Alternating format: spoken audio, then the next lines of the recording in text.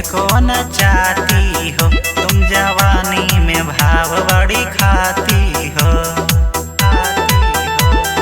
कहता हूँ सोना तुम सुन लीजिए,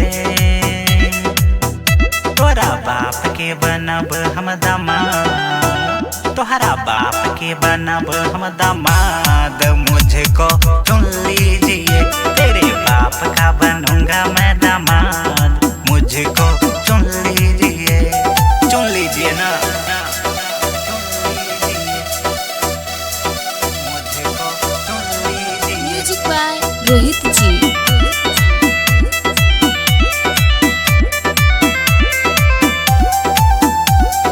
डीजे और बारात लेकर तोहरे घर हम आइब हो, दुल्हन तू है बनाई के सोना अपने घर ले जाइब हो, अपने घर ले जाइब हो।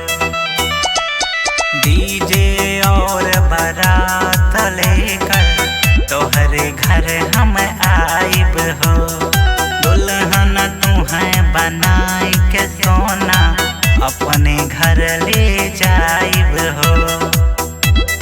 बार बार कहता हूँ सुन लीजिए, तोरा बाप के बनब हम दामाद, तोहरा बाप के बनब हम दामाद, मुझको चुन लीजिए। तेरे बाप का बनूंगा मैं दामाद, मुझको चुन लीजिए।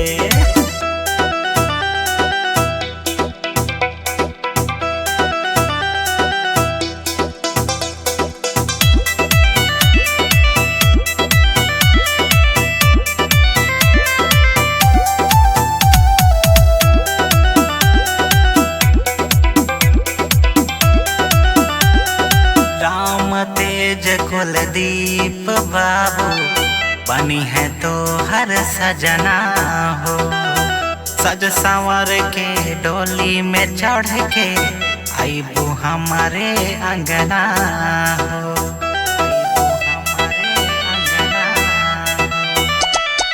राम तेज कुलदीप बाबू बनी है तो हर सजना हो, सज के संवर के डोली में चढ़ के आइबू हमारे अंगना हो। यही बात जानू मन में अपने धुन लीजिए, तोरा बाप के बनब हम दामाद, तोहरा बाप के बनब हम दामाद, मुझको चुन लीजिए। तेरे बाप का बनूंगा मैं दामाद, मुझको चुन लीजिए, चुन लीजिए ना।